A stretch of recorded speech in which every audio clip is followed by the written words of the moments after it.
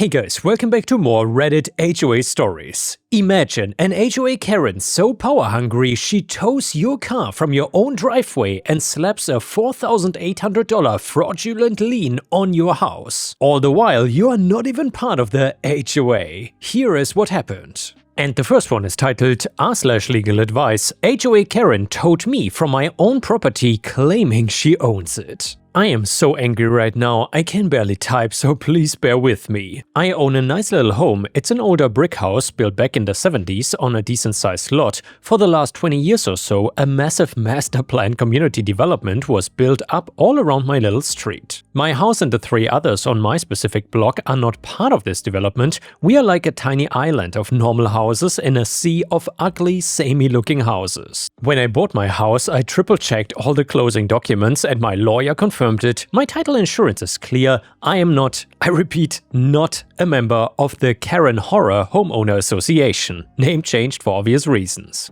I pay no dues, I have no access to their stupid pools or tennis courts, and I've never signed a single document, covenant or agreement with them. The problem is the HOA president, who I will call Karen, she lives in one of the beige palaces behind me and has to drive past my house to get out of the neighborhood. She has been a low-grade thorn in my side since I moved in, leaving passive-aggressive notes on my door about petty BS that I'm too lazy to even talk about, but essentially things that make my property not match the community aesthetic in her mind. I've ignored all of them, but well, this morning she escalated big time. I walked out of my front door at 7:30 a.m. to go to work and my car was gone. Just gone. From my own driveway. My first thought was that it was stolen. My stomach dropped, I called 911, the dispatcher was very helpful, took my info and then said, "Sir, let me check the non-emergency towaway logs. Ah, it looks like your vehicle was towed about 3 hours ago by Neighborhood Management Towing." I was confused. Towed? By who? The order was placed by the Karen Horror HOA for violation of community standards and improper parking on HOA property. I lost it. I told the dispatcher this was impossible, that it was my private driveway and I was not in the HOA. She got very cold and said, "Sir, if the HOA has a contract with the tow company and they claim you're a member, this is a civil matter. You will have to take it up with them." I was seeing red. I knew exactly who was responsible for this. I don't have Karen's number, so I stormed over to her house. She has this ridiculous gaudy HOA president plaque next to her door, and I hammered on it. She opened the door in her silk robe holding a tiny yapping dog and smiled. It was the smuggest, most punchable smile I've ever seen. Before I could speak, she said, "Can I help you, Mr. my last name?" I said, "You towed my car from my driveway. You need to call them and get it back right now." Her smile got wider. "I'm afraid I cannot do that. Your vehicle was in clear violation. It has not moved in 48 hours, which we consider storage of an inoperable vehicle, and it was parked on HOA common property." I just stared at her. It is my driveway. My car is a 2019 Toyota. I drove it yesterday. What are you talking about? And then she dropped this line. "Your driveway connects to our private street. That makes the entire accessway part of the HOA common area. Your property line ends at your garage." This is just a complete bald-faced lie. My property survey, which I have from my closing, clearly shows my property line extends all the way to the public street. It's not even a private street, it's a city-maintained road, but that's another story. I told her this and I said, "You're lying. That is my property. I'm not in your HOA. This is theft." She actually laughed in my face. "Everyone who lives in this neighborhood is part of the HOA. You cannot just opt out. You've been delinquent on your dues since you moved in. We've sent you the notices." These notices she was talking about were those passive-aggressive notes, which I have, and none of them mention dues. "In total, you owe $4,800 in back dues and penalties. We attached a lien to your property last month." I felt the blood drain from my face. "A lien?" She continued, "The tow was perfectly legal under the authority of that lien. You can get your car back from the impound lot as soon as you pay the tow and storage fee, and I would strongly suggest you come to the management office and arrange a payment plan for your delinquency. If you don't, the next step is foreclosure." She closed the door in my face. I called the tow company. They want $600 cash plus $75 per day in storage fees. I cannot get my car without paying, and I cannot even get to work. I checked the county clerk's website and sure enough, there's a $4,800 lien on my property from the HOA. I'm not even a member though, I've never been a member. She is straight up lying and claiming she owns my driveway and can tow me from it. She has fabricated a debt and filed a fraudulent lien. What do I do here? I'm freaking out. Do I pay the tow company just to get my car back and stop the fees and then sue her? Do I need a lawyer right now? Can I have her arrested for auto theft? Can I maybe sue her personally or just the HOA? And yeah guys, let me know in the comments what you would do in this situation. And now let's read some suggestions from r/LegalAdvice on Reddit. Comment number 1 said, get a lawyer, not tomorrow, not next week, today. You need a real estate attorney who specializes in litigation, specifically someone who has fought HOAs before. This has escalated far beyond a small claims dispute. And by the way, don't pay the dues. Do not acknowledge this debt in any way. Do not sign any payment plan. Get your car. This is the immediate problem. Pay the tow fee and get a receipt. Make sure to write paid under duress and protest on the payment, check or credit card slip. You will add this $600 to the lawsuit, and yes, it sucks, but the daily storage fees are designed to bleed you dry and you need to have your transportation. This is not just a mistake on her part, this is malicious and likely criminal. Comment number 2, OP, call your title insurance company, the one you paid for when you bought the house. A fraudulent lien clouding your title is exactly what title insurance is for. They might even provide a lawyer for you to fight the lien since it directly challenges the clear title they injured. Comment number 3, this is theft, call the police again, go down to the station and ask to file a criminal complaint for felony auto theft and fraud against Karen personally. They will tell you it's a civil matter, just keep escalating and ask for a supervisor and use the words fraudulent lien and extortion. The car was taken from your private property, curtilage of your home, under false pretenses. This is not a civil dispute, it is a crime. Another person said, whatever you do, do not talk to Karen or anyone from the HOA again, not a word. All communication must go through your lawyer. Every time you talk to her, you risk saying something that she can twist in some way. Record all interactions if she tries to. And yeah guys, once again, let me know what you would do in this situation in the comments, and while you're at it, please don't forget to like the video since that would help me tremendously. Now we got an update to the story and it goes like this. It's been months now and I thought Reddit deserved an update since you guys helped me a lot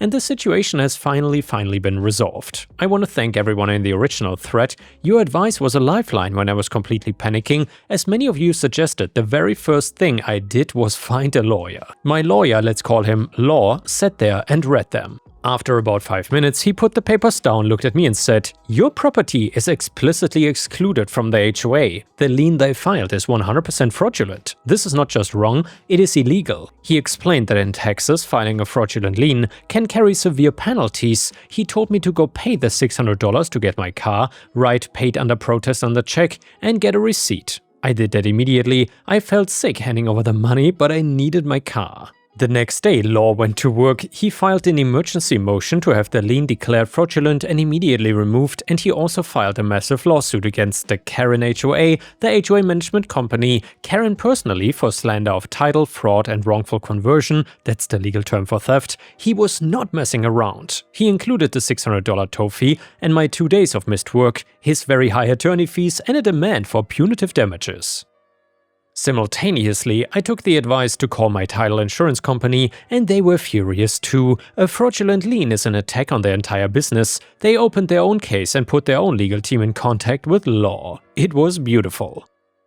I basically had 2 sets of rabid lawyers fighting for me. Karen got served, and about a week later, Law gets a call from the HOA's attorney, a slick big firm lawyer. He was apparently very apologetic. This is all a terrible misunderstanding. Just a simple administrative error. My clients, the HOA, are prepared to release the lien immediately and as a show of good faith will reimburse Mr. OP for the $600 tow fee. Law laughed. He told me, he replied, an administrative error? Your client, Karen, personally confronted my client and told him she was foreclosing on his house. That is not an error, that is malice. My fees are already $8,000. We will see you in court. The HOA lawyer backpedaled fast. They did not want this going to court, especially since my lawyer had made it clear he was suing Karen personally. If the HOA board was smart, they would have just thrown Karen under the bus and paid, but they were not smart.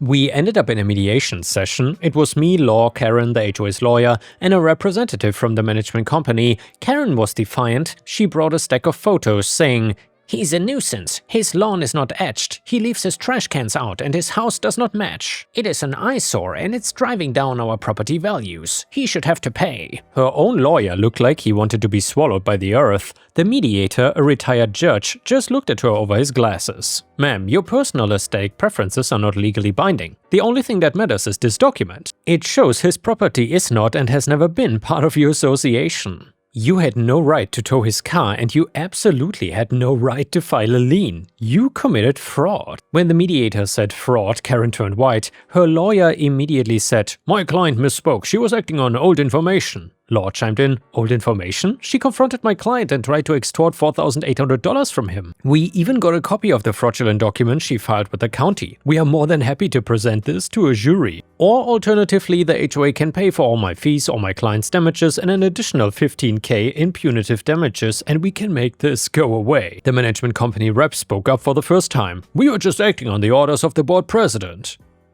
Law smiled at him, and you, as a professional management company, had no duty to verify that the property was actually part of the association before filing a lien? You just blindly followed the order of a volunteer board member? Your professional negligence is astounding. They caucused, they came back 30 minutes later, the HOA agreed to pay, they paid my lawyer fees in full, which had climbed up to $12,000, they paid my $600 towing bill, and they paid for my lost work, and they paid me $10,000 in damages. The lien was of course gone as well. So I got a legally binding court-filed judgment stating my property is permanently and forever excluded from the HOA. I got a check for over $10,000 and I thought it was over, but I was terribly wrong. About a month after I cashed that glorious check, I got another letter. It was from the HOA again. This time it was not a fine, it was a notice of violation. My blood pressure spiked, but I kept reading. I was shocked to see it was signed by Karen. I'd heard from a neighbor that the board was in an uproar over the settlement, but apparently the management company told them there were bylaws and procedures to follow for a presidential removal. It couldn't happen until the next quarterly meeting though, which was still a few weeks away. Karen was still in power and she was pissed. She could not get me on HOA rules, she had been spanked for that, so she had found a new angle. Lawyer had discovered during his research that while my property was excluded, the developer had given the HOA ownership of a useless 5-foot wide strip of grass that ran between the sidewalk and the street all along the front of my house. A common area. My driveway obviously has to cross this 5-foot strip to get to the road. When my house was built, a permanent ingress/egress easement was recorded, allowing my property to cross, pass and repass over that strip. Karen's new letter was a masterpiece of petty tyranny. It said, "Dear resident, while your property is not in the HOA, your vehicle and property cross HOA common land, the common strip, daily. Your easement agreement, which she helpfully attached, requires you to maintain the easement in good repair. A recent inspection by the board has found your easement crossing to be in violation. The asphalt is cracked and stained. This is a violation of community standards." She was trying to fine me for my own driveway, again, just from a different angle. But then came the demand, and this is the part that haunts her to this day. The letter did not say that I must repair the easement. It says I have 10 days to remove all non-compliant personal property and improvements from the HOA common strip easement. Failure to comply will result in the HOA performing the removal at my expense and further legal action. She thought this was a clever way of saying, repave your driveway apron or we will do it and send you an insane bill. She wanted me to tear out my old asphalt and put in nice new community standard pavement. I read the letter, I read the easement, and I read her demand again, remove all personal property and improvements from the easement. I called my lawyer. "Hey law," I said, "I got another letter from Karen." He sighed. "What now?" "Well, she's demanding that I remove all personal property and improvements from the 5-foot easement strip. She means she wants me to repave it." Law was silent for a moment. Then I heard him let out a slow whistle. Oh my, that's very specific and very poorly worded demand. She thinks she is saying repair it, but she wrote remove it. "So," I said, "I should just do what she says?" "Not yet," Law said, his voice suddenly sharp in all business. "This is clearly a trap, but we are going to set it properly. Do not do anything. I'm going to draft a letter to the HOA's attorney, send certified mail, return receipt requested. It will state, we are in receipt of your demand dated X. To be perfectly clear, are you ordering my client to remove all improvements from the easement, yes or no? We will give them 48 hours to respond." "What if they respond and say it was a mistake?" I asked. Then they look like idiots and we have them on record for harassment again, lawyer said. But they won't.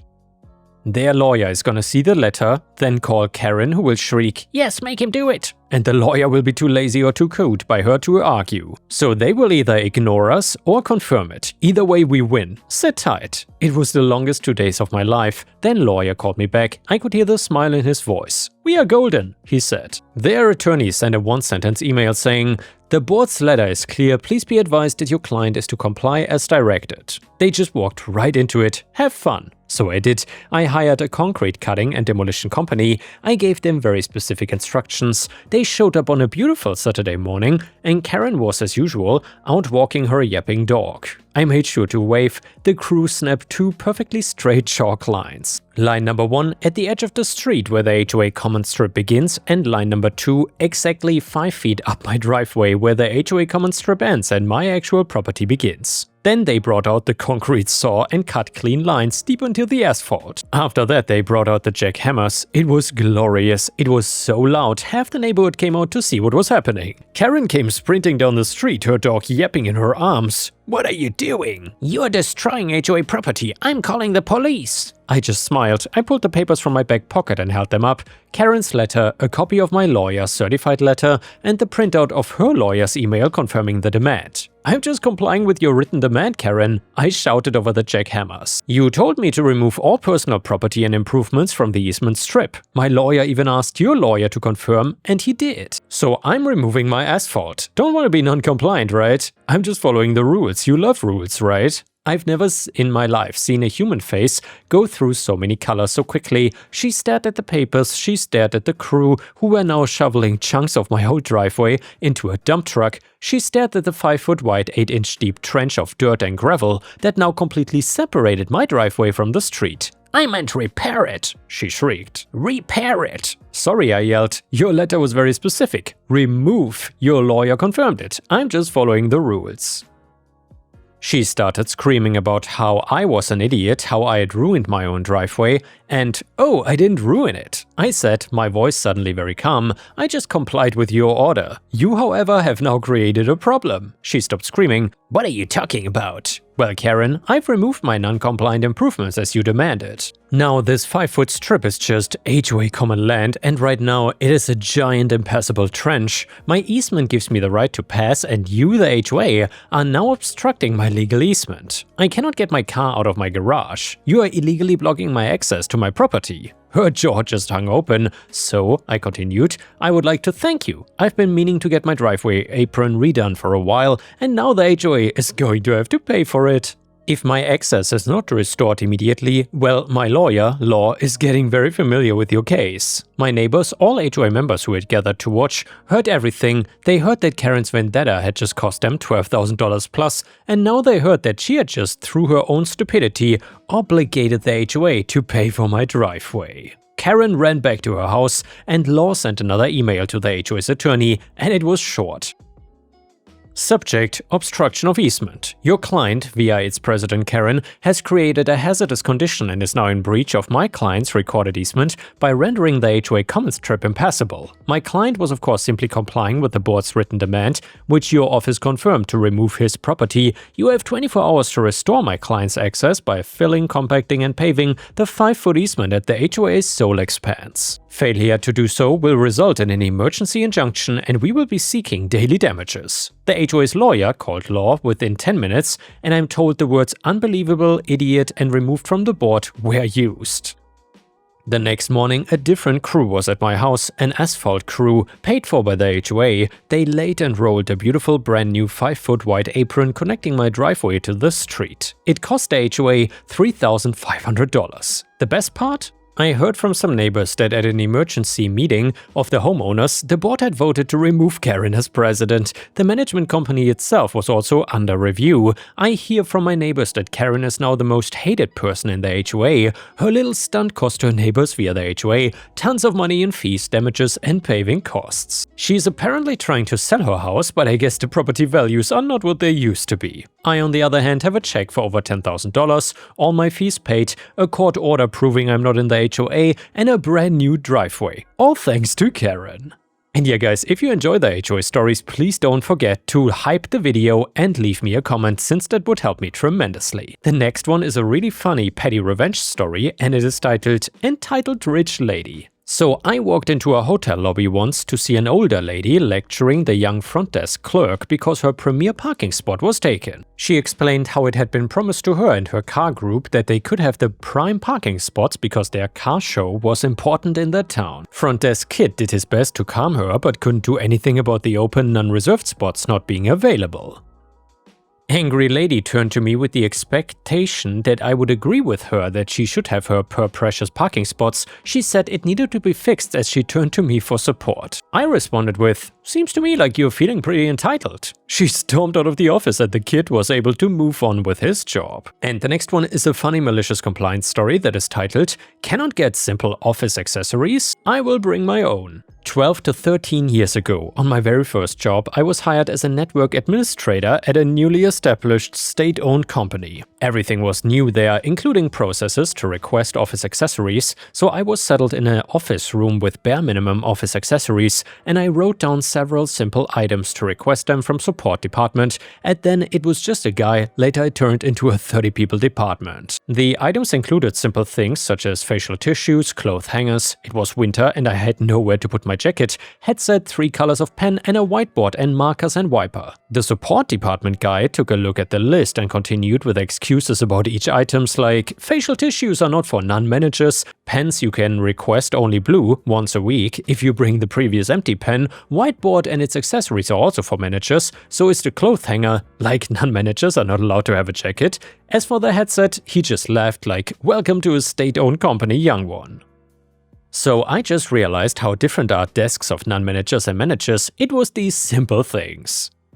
And I really didn't care spending myself, I was just wondering why others haven't yet. So the next day I came with a facial tissue box with a beautiful design, a really good short cloth hanger for near my seat, good pens of all colors and a light white glass as whiteboard, plus some markers to hang behind my chair, my own gaming headset and a nice plate full of my hand-chosen sweets. My chair looked perfect, I really mean it, especially when all other desks in other rooms were just copy-pastes of the same sick idea. It was even looking better than managers' desks. By the end of that day, every manager and non-manager that came to my room, their first impression was looking jealously to everything for several seconds and then ask me, how did support department gave me these items? My answer?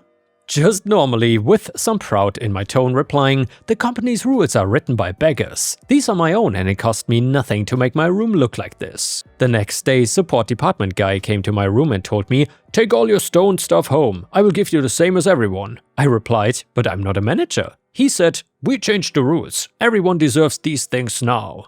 And the next one is a story from r/malicious compliance and it is titled, You accuse us of time theft and being unproductive? Then look forward to an inbox full of unnecessary reports. So I work in premium customer service at a bank where we serve the bank's highest value customers. This usually gave us more freedom because unlike in traditional customer service, the focus is more on quality rather than quantity. However, since regular customer service team leaders took over the project, our freedoms have become more restricted. We were accused of time theft because we didn't log out for 2 minutes to go to the bathroom. All of a sudden we had to report whenever we are not productive. Many of us were threatened with warnings that could lead to us losing our jobs, and even if we just needed to talk to other colleagues about a customer case, we had to let them know. Otherwise we could be accused of unproductive behavior. And well, we complied. A little too ambitious maybe. Every time we went to the bathroom, we reported it to our project managers by email. Every time we went to get a drink, we reported it. Every time we took a break, we reported it.